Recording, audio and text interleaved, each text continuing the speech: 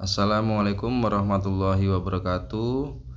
Nama saya Muhammad Nur Hasan, NPM 24610191, kelas RPL. Dalam video ini saya akan menjawab pertanyaan dari UTS, Teori Portofolio dan Analisis Investasi, dosen Dr. Febrianto SEMM. Untuk pertanyaan pertama, jelaskan hubungan antara resiko dan return dalam teori investasi modern. 1. Definisi resiko dan return menurut literatur investasi. Jawabannya, resiko artinya ketidakpastian hasil investasi, return artinya tingkat keuntungan yang diharapkan dari investasi.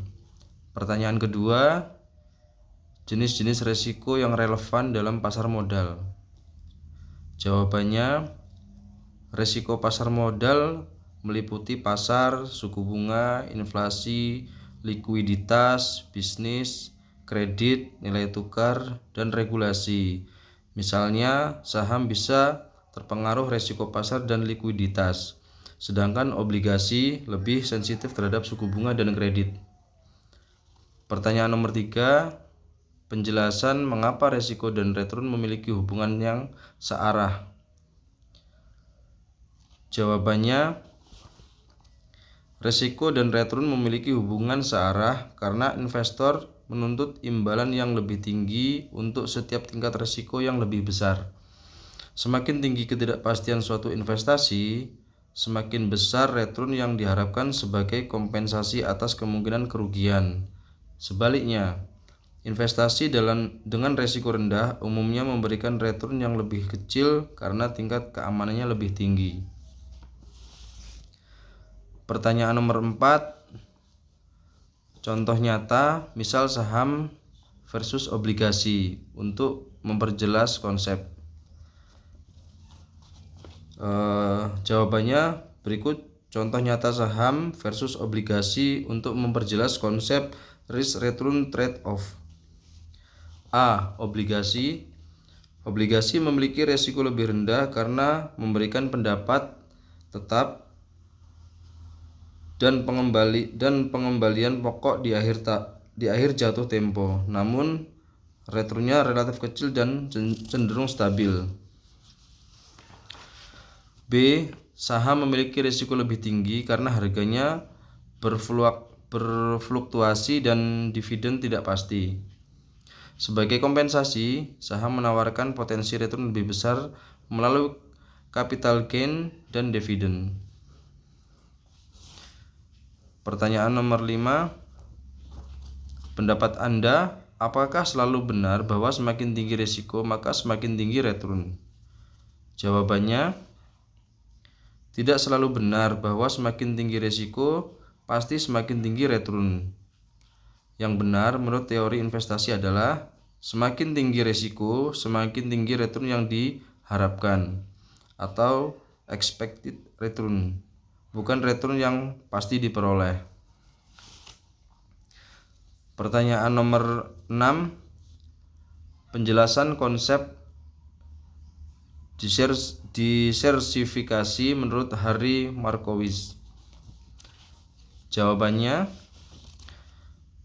menurut Harry Markowitz, diversifikasi adalah strategi menggabungkan beberapa aset yang memiliki kolerasi rendah atau negatif untuk mengurangi risiko portofolio tanpa menurunkan return yang diharapkan. Pertanyaan nomor 7, perbedaan risiko sistematik dan risiko tidak sistematik. Risiko sistematis mempengaruhi seluruh pasar, tidak bisa dihilangkan, contoh inflasi dan krisis ekonomi. Risiko tidak sistematis adalah spesifik perusahaan atau industri, bisa dikurangi dengan diversifikasi, contoh manajemen buruk dan skandal perusahaan. Pertanyaan nomor 8, mengapa hanya risiko tidak sistematik yang bisa dihilangkan dengan diversifikasi? Jawabannya, Resiko tidak sistematis bisa dihilangkan dengan diversifikasi karena hanya memengaruhi perusahaan atau industri tertentu. Sedangkan resiko sistematis memengaruhi seluruh pasar sehingga tidak bisa dihilangkan. Pertanyaan nomor 9, berikan contoh simulasi sederhana. Dalam kurung misalnya 2 saham dengan kolerasi rendah. Jawabannya, 2 saham A 20% dan B 30% dengan kolerasi rendah. Jika digabung 50-50, resiko portofolio jadi turun 19,6%. Menunjukkan diversifikasi mengurangi resiko tidak sistematis. Pertanyaan nomor 10, jelaskan pentingnya kolerasi antar aset dalam pembentukan portofolio. Jawabannya, kolerasi antar aset penting karena menentukan efektivitas diversifikasi. Kolerasi rendah atau negatif mengurangi risiko portofolio. Kolerasi tinggi kurang efektif. Itulah jawaban dari UTS Teori Portofolio dan Analisis Investasi, dosen Dr. Febrianto SEMM. Terima kasih.